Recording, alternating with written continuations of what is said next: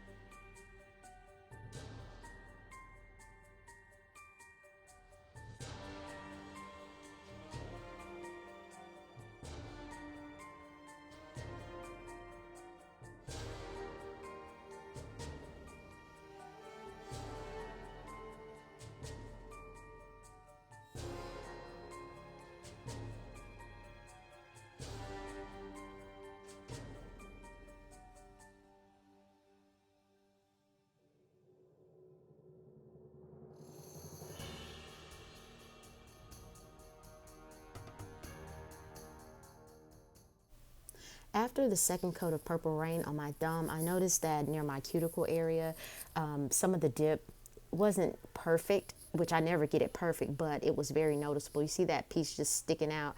So I'm just taking my finger on my other hand and kind of pushing that up before it dries completely, and it worked like a charm.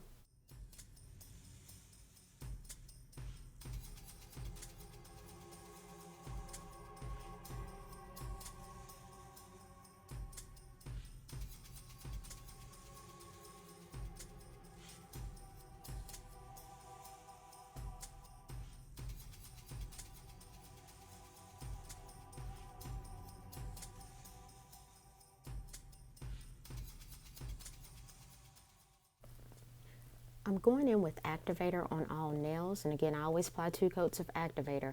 I'm going to go ahead and do my middle finger first that has the baby powder color on there, and that's just because it's white, and that green and that purple color is very pigmented, and I don't want to stain that white with those colors. So in between each application, I am wiping the brush off on a lint-free wipe, and that's just because, again, these colors are pigmented, and I don't want to contaminate or stain my activator with the color from the dip powder pigment. And once I finish, I'm going to show you what that lint-free wipe looks like, and apologize for the lighting on my camera. My iPad is going in and out as I move, I guess, trying to pick up the picture. But you can see there, look at that wipe. It is stained. So it's important to wipe your activator brush off in between those coats. Okay, so I've applied the Maniology mini mask around my middle finger, and I'm trying Moira's foil polish for stamping. You can use this for stamping, and you can apply chrome powder on top or foils on top.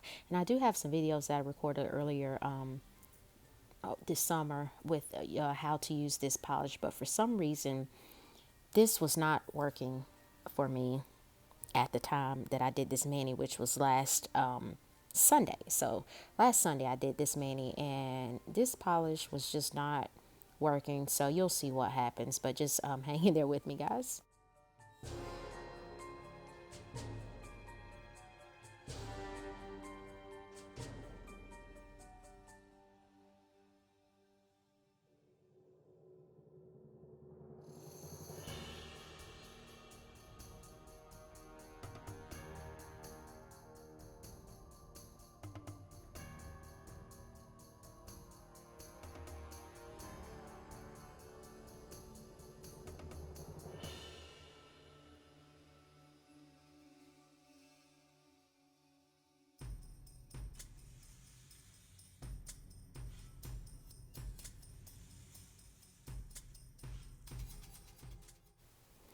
Okay, I was trying to get the stripes off of that image, and so I got that on there. Didn't really like it, and then I had some black chrome powder that's in that little pot there from I don't know where I got that from. Maybe Amazon last year sometime I got it.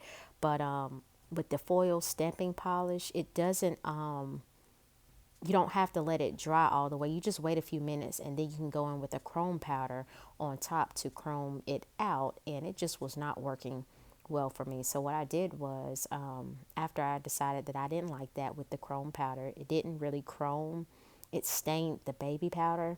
So I took some acetone and wiped everything off, and then you'll see I just do a different image with regular stamping polish, because by this time I was over it.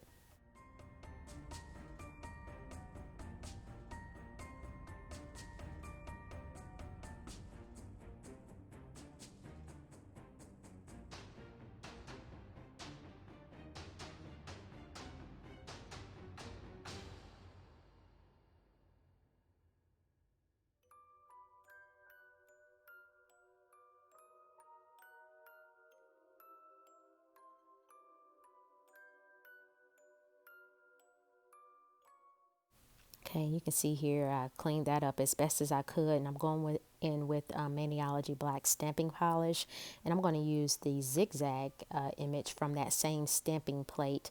It didn't, it wasn't as crisp when I transferred it from the plate to the stamper and then to my nail as I'd liked, but you know, again, I was over it. Whenever my manis don't turn out quite the way I want them to, I'm just over it, and I just want to get it done and put something on my nails, coat it, and go about my business. But anyway, so you guys, I do have a discount code. If you've looked at my previous videos, you can use curlycrite10 at maniology.com to receive 10% off your regular price purchase. And I do receive a small percentage from the sale once it reaches a certain amount if you make a purchase.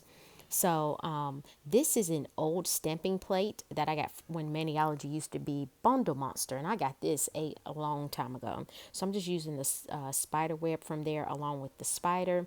I ended up taking this one off too because I call myself being all jazzy with it and drawing a line. I'm a stamp with the spider, drawing a line from the spider to the spider web, and it was too thick, so I ended up taking that off and then doing that image again. And I don't think I caught that on film, but that's what I did.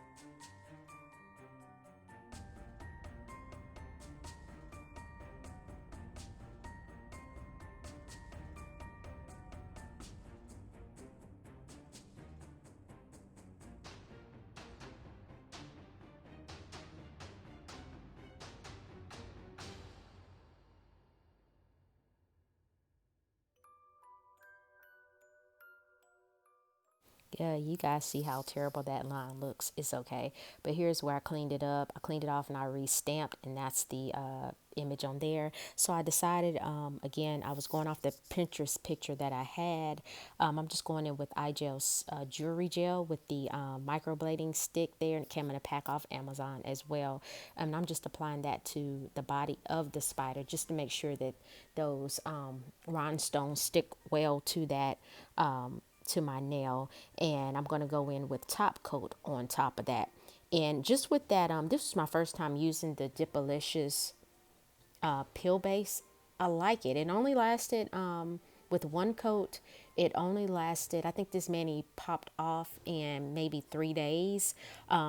And I didn't want to have these nails on that long, so it was not a big deal. I actually like this peel off base coat better than Unt's peel off base coat. So, and I think it was only $5 as well. Of course, you had to pay extra with shipping and handling, but I liked it. But again, I'm just going in and applying some rhinestones to my index finger, and then I'm going to apply a diamond-like rhinestone or oval shaped rhinestone to my ring finger as well. I wanted to just put a little bit of something extra on there.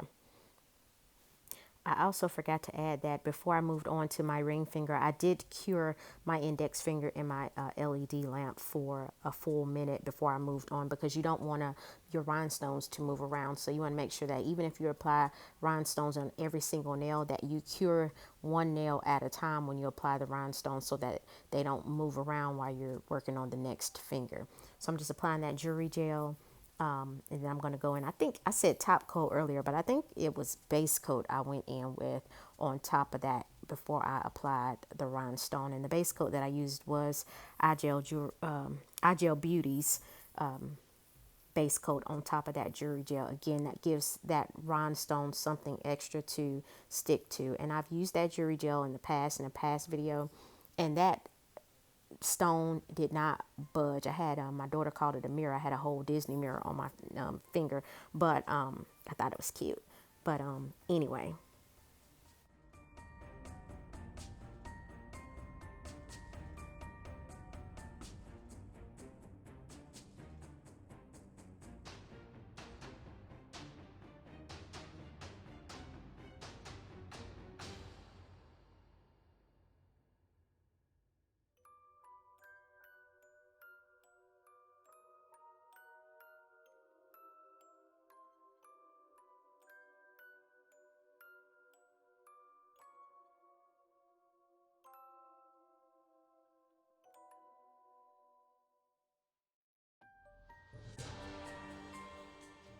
So I applied base coat to all nails, and yeah, I did use base coat, IGel Beauty's gel base coat, and cured that for 30 seconds. And then I went in with Luxe Nails no wipe top coat. Again, that's like my favorite top coat. It is super shiny in my personal opinion.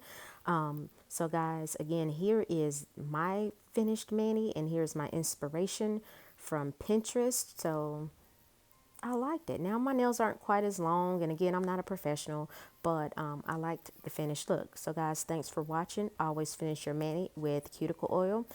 Please like, comment, share, and subscribe, and see you next time. Have a great week.